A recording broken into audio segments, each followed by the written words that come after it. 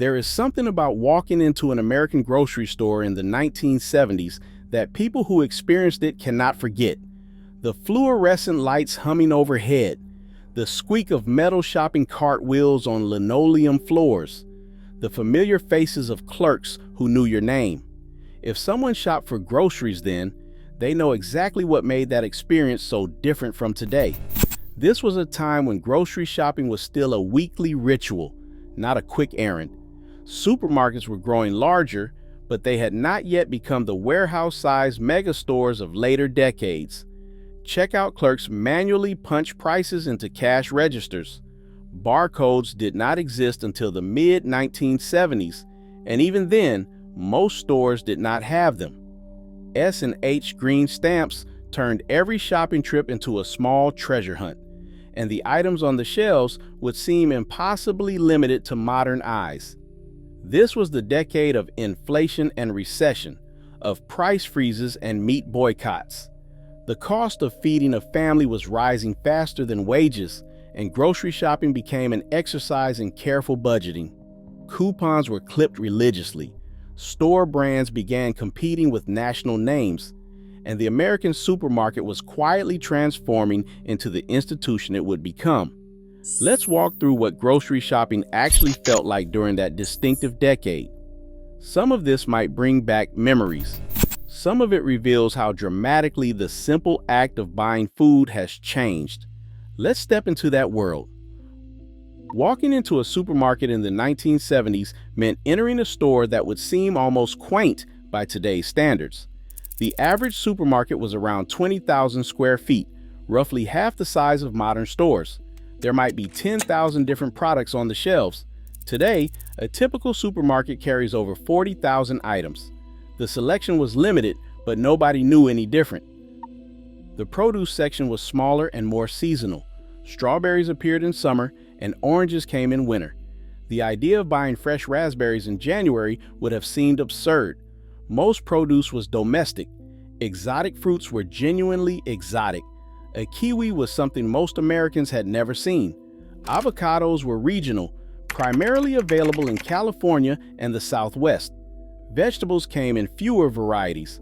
There was iceberg lettuce. That was the lettuce. Romaine existed but was not common. Arugula and mesclun were unknown to typical shoppers. Tomatoes were red and round. Heirloom varieties and different colored tomatoes were not in supermarkets. The produce section could be covered in a few minutes because there simply was not that much to consider. The meat counter was where real interaction happened. Butchers in white aprons and paper hats stood behind glass cases filled with cuts of beef, pork, and chicken. Customers would ask for specific amounts, and the butcher would cut and wrap the meat in white paper. This personal service was standard, not a premium offering. The butcher might recommend how to cook a particular cut or set aside something special for regular customers. Meat prices became a national crisis in the early 1970s. When beef prices spiked in 1973, housewives organized boycotts across the country.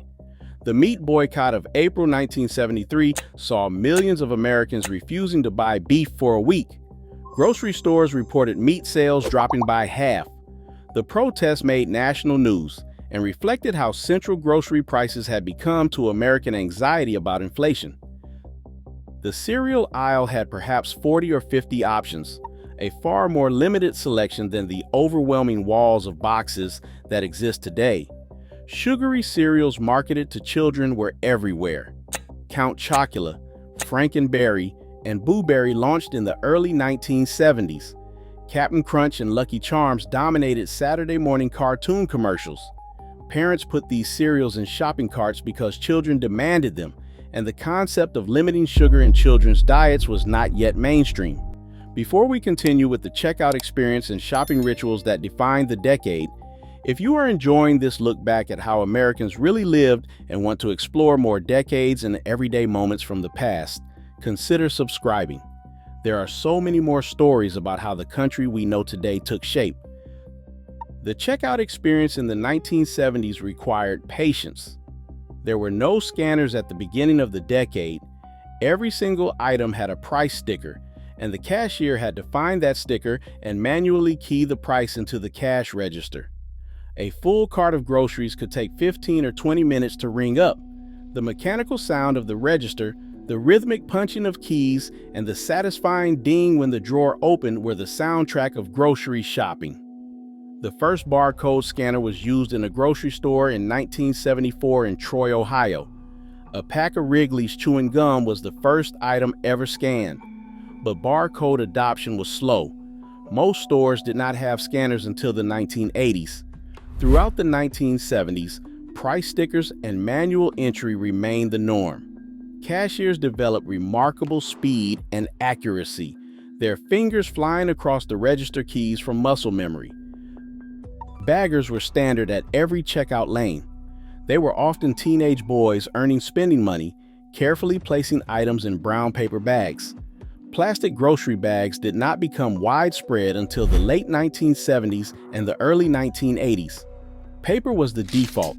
A skilled bagger could pack groceries efficiently with heavy items on the bottom and bread and eggs on top. They would often carry the bags to your car. Payment was almost always cash or checks. Credit cards existed, but they were rarely used for groceries. A housewife would write a check at the register, and the cashier would examine her identification and record her driver's license number on the check. This was the fraud prevention of the era. Bounce checks were a real concern for store owners. S&H green stamps transformed grocery shopping into a game. These small green stamps were given based on purchase amount, and shoppers would paste them into booklets. Full booklets could be redeemed for merchandise at green stamp redemption centers. The catalog showed everything from toasters to furniture. Families would save stamps for months or years, working toward a specific prize. Choosing which stamps to redeem was a family decision. Coupons were serious business. The Sunday newspaper was thick with coupon inserts. Housewives would spend time each week clipping coupons, organizing them in small boxes or accordion files, and planning shopping trips around the best deals. Double coupon days at certain stores were events worth planning around. A skilled coupon user could reduce a grocery bill significantly. This was not seen as penny pinching, but as smart household management. The frozen food section was expanding rapidly in the 1970s. TV dinners had existed since the 1950s, but the variety was growing. Swanson, Banquet, and Morton competed for freezer space. The meals came in aluminum trays designed to go directly into the oven. Hungry Man dinners offered larger portions for heartier appetites. Microwave ovens were not yet common, so frozen dinners required 30 to 45 minutes in a conventional oven. Convenience foods were multiplying. Hamburger Helper launched in 1971 and became an instant success. The idea of adding ground beef to a box of pasta and seasoning to create a complete meal appealed to busy families and tight budgets. Kraft macaroni and cheese was a pantry staple. Campbell's soup meant dinner could be ready in minutes. These products reflected changing household dynamics as more women entered the workforce. The snack aisle was simpler but recognizable. Lay's potato chips came in regular and barbecue. Doritos were relatively new, having launched in 1966. Pringles appeared in 1968 with their distinctive canister. Fritos and Cheetos were standards, but the endless variety of flavors and limited editions that fill modern shelves did not exist. A chip was a chip. Soft drinks came primarily in glass bottles. The 2-liter plastic bottle did not arrive until 1970, and it took years to become standard. Families would buy cases of glass bottles and return the empties for deposit refunds. Pepsi and Coca-Cola dominated, with regional brands holding their own in certain markets. Tab was the diet soda of choice for weight-conscious women. The dairy section had whole milk as the default. Skim milk existed, but it was considered something for dieters. 2% milk was available. Milk came in glass bottles from local dairies in some areas, though cardboard cartons and plastic jugs were taking over. Yogurt was present, but not the massive category it would become. Dannon cups were the main option. Greek yogurt did not exist in American stores. Generic store brands began their rise in the 1970s. Facing rising inflation, supermarkets introduced plain white packages with simple black lettering, an economical design that focused on value rather than frills. Shoppers would see items labeled generic corn, generic peas, and generic paper towels. These no-frills products cost significantly less than name brands. Some shoppers embraced them, attracted by lower price. Others saw them as inferior and stuck with trusted names, putting perceived quality ahead of savings. The tension between price and perceived quality grew in earnest during the decade. Grocery stores in the 1970s were community spaces. Shoppers would encounter neighbors in the aisles and stop to chat. The checkout line was a place for conversation. Store employees often knew regular customers by name. The store manager was a visible presence, walking the floors, greeting shoppers. This personal connection would fade as stores grew larger and more corporate. The shopping trip itself was usually a weekly event.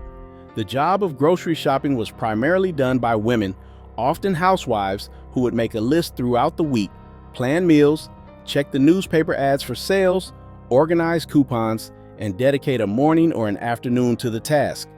The shopping cart would be filled methodically, aisle by aisle, list in hand. Prices that seem impossibly low today were causing real hardship then. A gallon of milk cost around 60 cents in 1970 and over $1 by 1980. A loaf of bread went from 25 cents to 50 cents. Ground beef rose from 65 cents per pound to nearly $2. These increases outpaced wage growth and made grocery shopping increasingly stressful for working families. What defined grocery shopping in America in the 1970s was transition. The local corner grocery was giving way to the supermarket. Manual registers were being replaced by scanners. Paper bags would soon compete with plastic. The limited selection that seemed normal would explode into overwhelming variety. The personal service of butchers and baggers would gradually diminish. For those who shopped during this era, the memories are vivid. The weight of glass bottles and paper bags. The satisfaction of filling a green stamped booklet. The familiar face of the cashier who asked about your children. The careful calculation of prices and coupons. The weekly ritual of feeding a family on a budget that never seemed quite enough. The American supermarket of the 1970s was simpler, slower, and more personal than what came after. It was a place where community still happened, where shopping required planning and patience, and where the simple act of buying groceries connected people to their neighbors and their neighborhood. For those with memories of pushing a cart down those narrower aisles, past those smaller selections, with stamps and coupons and handwritten lists, there is always more history to explore.